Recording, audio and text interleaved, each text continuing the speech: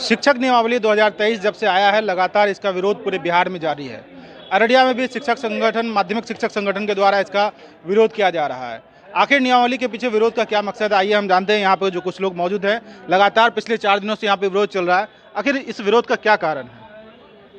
विद्यालय अध्यापक नियुक्ति नियमावली 2023 जो सरकार के द्वारा लाई गई है, बिहार माध्यमिक शिक्षक संघ इसका पुरजोर विरोध करती है। ये शिक्षकों पर एक तरह का काला कानून है। जो शिक्षक 2006 में नियुक्त हुए हैं, 10 में नियुक्त हुए हैं, जो सरकार की उस वक्त की जो क्राइटेरिया थी, जो नियम थी, उसको फुलफिल करके हम लोग बहाल हुए हैं। और फिर बीच में दक्षता परीक्षा, टेट परीक्षा उत्तीर्ण है हमारे शिक्षक। किसी तरह की परीक्षा देने की आवश्यकता नहीं है। और हमारे शिक्षकों को उन्हें बिना शर्त राजकर्मी घोषित करना होगा। इसी उद्देश्य से हम लोग पूरे बिहार में आंदोलन कर रहे हैं। लेकिन शिक्षा मंत्री लगातार ये कह रहे हैं कि आप नियोजित थे और आप परीक्षा दीजिए और आपको अब राज्यकर्मी कर दिया जाए, तो ऐसे में क्या दिक्कत आ रही है? हम जो भी थे आपके द्वारा नियुक्त हुए, आपका जो क्राइटेरिया था उस वक्त, उसको हम फुलफिल किए हैं। और जब हम किसी क्राइटेरिया को पूरा करते हुए जब हम बहाल हो गए और हम 10 वर्ष एक विषय को पढ़ा रहे हैं, 20 वर्ष एक विषय को पढ़ा रहे हैं, अब आप हमसे सभी विषयों को परीक्षा लीजिएगा, ये समझ से परे है। ये सरकार एक तरह का शिक्षकों को अपमानित करने की साजिश कर रही है। अच्छा, एक चीज़ बताइए कि बिहार में लगभग 4,20,000 शिक्षक हैं और जो वैकेंसी निकाली गई है 1,70,000 वैकेंसी है। ऐसे में शिक्षक और अभ्यर्थी दोनों को एक साथ बैठाया जा रहा है, इसमें क्या समस्या आ सकती है सामने? देखिए, इसमें सरकार चालाकी कर रही है कि जो सीट है 1,78,000, उसमें नए लोग भी बैठेंगे, पुराने लोग भी बैठेंगे। अगर आप इस नियमावली की बात कीजिए तो इसमें अगर सब नए लोग चाहेंगे वो भी पास कर सकते हैं, या पुराने लोग चाहे वो भी पास कर सकते हैं। एक तरह का धोखा है, किसी न किसी वर्ग के साथ एक तरह का धोखा है। चाहे नए शिक्षक हो, हम लोग 4 लाख शिक्षक है, अगर हमारे सब शिक्षक योग्य है ही हैं, वो एग्जाम उत्तीर्ण भी करते, लेकिन आप सीट कम दे रहे हैं फिर। इसलिए ये सरकार को बहाली करने का उद्देश्य नहीं है। ये सरकार चाहती है बहाली नहीं हो और लोग न्यायालय में जाए, का विरोध कर रहे हैं। लोकतांत्रिक देश में हम लोग बसे हुए हैं, हम लोग लोकतांत्रिक तरीके से विरोध कर रहे हैं और हम लोग परीक्षा का हर हाल में विरोध करेंगे और परीक्षा हम लोग नहीं देंगे। और सरकार को बिना शर्त राजकर्मी दर्जा घोषित करना होगा, क्योंकि महागठबंधन की सरकार है, अब एनडीए सरकार नहीं है। महागठबंधन घोषणा पत्र में भी तेजस्वी प्रसाद यादव ने घोषणा किया था, मैं पहली बैठक में राजकर्मी दर्जा दूंगा। इसलिए महागठबंधन की सरकार है और उसको राजकर्मी दर्जा हमें बिना शर्त देना होगा। देखिए, मेन समस्या यहाँ पे आ रही है कि 4 लाख से ज़्यादा शिक्षक पहले से बहाल हैं और अभी 1,70,000 सीट दिया गया है, जिसमें तमाम लोगों को एक साथ बैठाया जा रहा है। ऐसे में शिक्षकों में मेन समस्या जो ये आ रही है कि आखिर 4 लाख शिक्षक जो है वो पास होंगे तो उनका क्या होगा, इस पर नियमावली में अभी कुछ भी स्पष्ट नहीं है। अभी और भी कुछ लोग हैं, हम जानने की कोशिश करते हैं। क्या लग रहा है ये नियमावली किस तरह से दिक्कत कर रही है आप लोगों को? देखिए, सबसे बड़ी बात क्या है कि अभी जो सरकार ने इस नियमावली को निकाला है और उसमें उन्होंने कहा कि हम एक नया फ्रेश विज्ञापन दे रहे हैं 1,78,000 का, और हम अपने जो शिक्षकों का स्ट्रेंथ है अभी बिहार में वो 4 लाख है। तो मान लेते हैं कि अगर 4 लाख शिक्षकों ने फॉर्म भर दिया और उसमें से सभी लोग परीक्षा पास कर गए, तो क्या आप पूरे 4 लाख को राजकर्मी का दर्जा दे पाएंगे? क्योंकि आप तो घोषणा सीट किए हैं 1,78,000।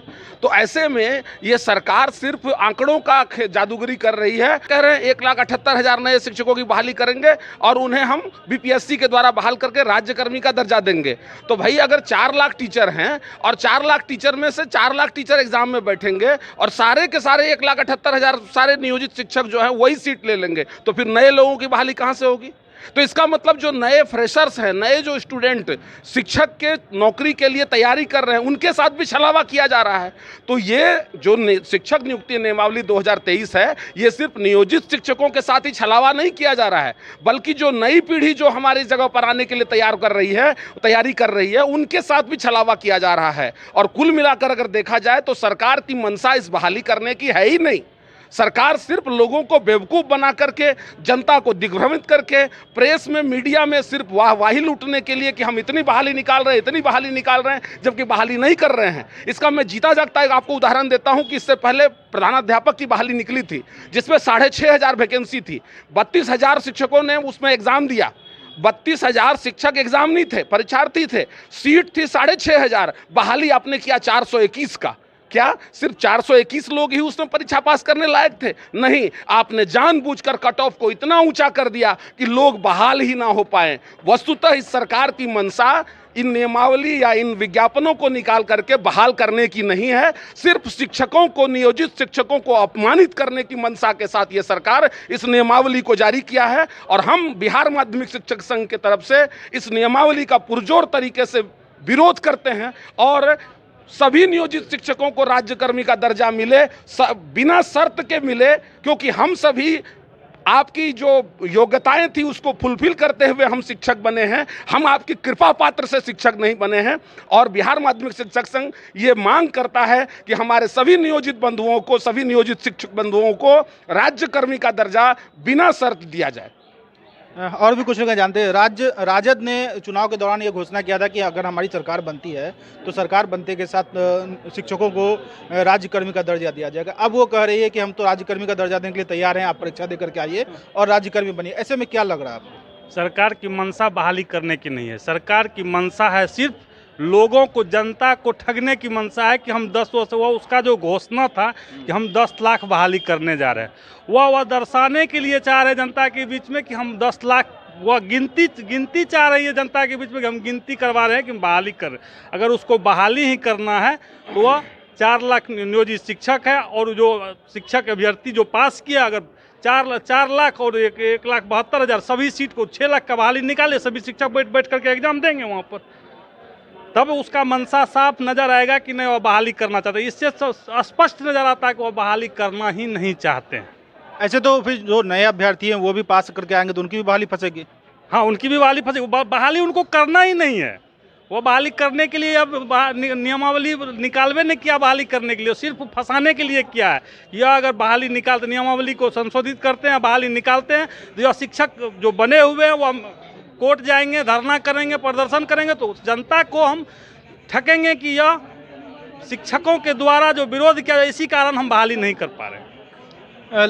मैं सिर्फ नियोजित शिक्षकों को नहीं, बल्कि इस समाज के सभी जनमानस को मैं ये संदेश पहुंचाना चाहता हूं कि आपके जो बच्चे आज शिक्षक के लिए बनने के लिए जो तैयारी कर रहे हैं, वो आपके साथ भी ये सरकार छलावा कर रही है, आपके बच्चों के साथ भी ये छलावा कर रही है। क्योंकि 1,78,000 जो वैकेंसी निकली है, अगर सारे अध्यापक हमारे अभी जो वर्तमान में नियोजित शिक्षक हैं वो बैठ जाएंगे एग्जाम में, तो सारी सीट तो हमारे नियोजित शिक्षक ही ले लेंगे।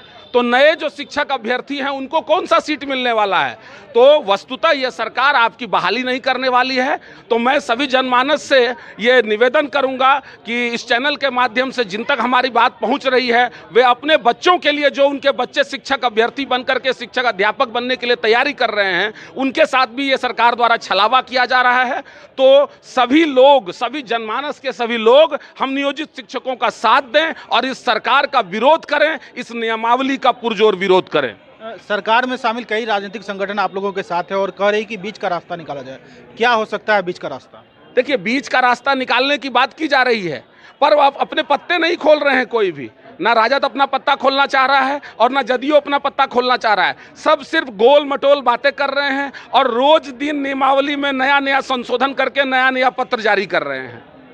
आप देख रहे हैं, अभी तक जो है विज्ञप्ति आने की बात कब की थी, लेकिन अभी तक विज्ञप्ति नहीं आ रही है। क्यों? परीक्षा का डेट पहले आ गया। जी, परीक्षा का डेट पहले आ गया और विज्ञापन का कोई अता पता नहीं। इसका मतलब है कि सरकार के पास पॉलिसी नाम की कोई चीज नहीं है, इस सरकार की नीयत साफ नहीं है, इस सरकार के पास नीतियों की कमी है, इस सरकार के पास कोई योजना नहीं है, कोई प्लानिंग नहीं है। ये योजना ऐसे ही बना देते हैं कुछ से कुछ, और वो सरकार जो है उसको क्रियान्वित करने के लिए प्रयास करती है तो औंधे मुंह गिरते हैं, क्योंकि जाकर के कोर्ट में केस होता है। जब कोर्ट में केस होता है तो फिर वो सब चीज़ रद्द हो जाता है। तो ये देखिए, कुल मिलाकर के सरकार को बहाली वाली करनी नहीं है। ये सिर्फ लोगों को बेवकूफ़ बनाया जा रहा है, लोगों को गुमराह किया जा रहा है, नए शिक्षक अभ्यर्थियों को गुमराह किया जा रहा है, पुराने नियोजित शिक्षकों को अपमानित किया जा रहा है। और हम सभी माध्यमिक शिक्षक संघ के बैनर तले इस नई नियमावली का पुरजोर तरीके से विरोध करते हैं। आपसे ये जानना चाहेंगे कि जो नई नियमावली आई है, इसमें जो सैलरी रखा गया है, उस सैलरी से आप कितने संतुष्ट हैं? नहीं, एक्चुअली ये जो सैलरी का जो उन्होंने कहा है, जो उन्होंने बताया है, तो ये चाइनीज वेतनमान के राज्यकर्मी होंगे। तो जैसे हम लोगों को 2015 में चाइनीज वेतनमान दिया गया था, हाँ चाइनीज, हाँ कह ले चाइनीज वेतनमान की तरह ये है। ये पूर्ण रूप से ये बहाली के प्रक्रिया के दौरान ये अपमानित करने का बात है, ये ठगने का चीज़ है और आगे आने वाले बच्चों के भविष्य के लिए अंधकार की ओर धकेलने का काम किया है। मैं एक बात कहना चाहता हूँ, जैसे कि बीपीएससी ने कहा कि हम जो सिलेबस तैयार करेंगे, हम जो पूछेंगे प्रश्न, वो आपके विषय वस्तु से हटकर ही होगा।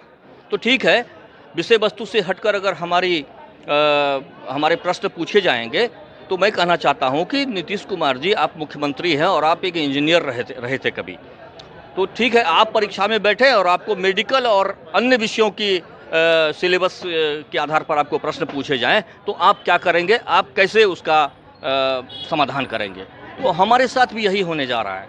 तो इसीलिए हम लोग इस तरह की जो सरकार की पॉलिसी है, इसका हम लोग घोर विरोध करते हैं और तब तक करते रहेंगे जब तक हमारी मांगें न मान ली जाए। चाहे इसके लिए हमें जो भी करना पड़े, हम अपने इनकलाबी अंदाज को तब तक मौजूद रखेंगे, अपने अंदर जज्बा को रखेंगे जब तक सरकार हमें पूर्ण रूप से वेतनमान न दे दे, राजकर्मी का दर्जा न दे दे। तो देखा जा रहा है कि साफ तौर से जो नई नियमावली है, लगातार इसमें कई तरह की खामियां भी बताई जा रही हैं और इसका विरोध भी हो रहा है। अभी और भी कुछ लोगों से जानने की कोशिश करते हैं कि आपको नई नियमावली में क्या सब दिक्कतें नजर आ रही हैं। नई नियमावली एक जनता, शिक्षा जगत और शिक्षक, ये क्रूर मजाक और धोखा है। ये जब से नीतीश बाबू आए हैं, आप लोग भी जानते होंगे 2005 कितनी नियमावली बनाए। इसका मतलब पीछे वाला नियमावली आपने गलत बनाया, जो करते आए वो गलत किए, फिर वही एक्सपेरिमेंट। तो एक क्रूर मजाक, शिक्षा में एक्सपेरिमेंट, क्रूर मजाक के साथ शिक्षा जगत के सहारे जनता को धोखा देना, शिक्षकों को अपमानित करना। यहाँ की जनता को एक देसी कहावत है, बुर्बक को धन देना लेकिन बुद्धि नहीं देना। खैरात की राजनीति स्कूल के माध्यम से बड़े आराम से कर रहे हैं। ये आंकड़ों की जादूगिरी, आज आंकड़ों की जादूगिरी पर वो सीएम बने हुए हैं। बस पलट के, वो तो कोई परीक्षा पास नहीं कर रहे हैं, उनके लिए कोई क्राइटेरिया नहीं है, जब चाहे वो कर ले। बाबू ने, तेजस्वी बाबू, इनकी राजनीतिक कैरियर खत्म हो रहा है, वो समझ से परे हैं उनको। आपने मैनिफेस्टो में लिख दिया पहली कलम, और आज बीपीएससी अपना क्या कैरियर लेकर आए हैं तो आपको खुद पता नहीं है, लेकिन राजनीतिक कैरियर में आप कहां जा रहे हैं ये खुद को पता नहीं। आप गुणवत्तापूर्ण शिक्षा की बात जनता के साथ कर रहे हैं, लेकिन आप क्या गुणवत्तापूर्ण शिक्षा दीजिएगा, ये जनता सारी बात समझ रही है। आपने जो विश्वास में लिया था पिछली बार इलेक्शन में, वो विश्वासघात आपने किया है, इसका परिणाम आपको खुद को भुगतना है। तो ये थे हमारे साथ अररिया के माध्यमिक शिक्षक संघ, जो लगातार पिछले 4 दिनों से अररिया के समाहरणालय स्थित धरना स्थल पर प्रदर्शन कर रहे हैं और जो राज्य सरकार के द्वारा नई शिक्षक नियमावली लाई गई है, इसे वापस लेने की या फिर संशोधन करने की मांग कर रहे हैं। अररिया से मैं मेराज खान।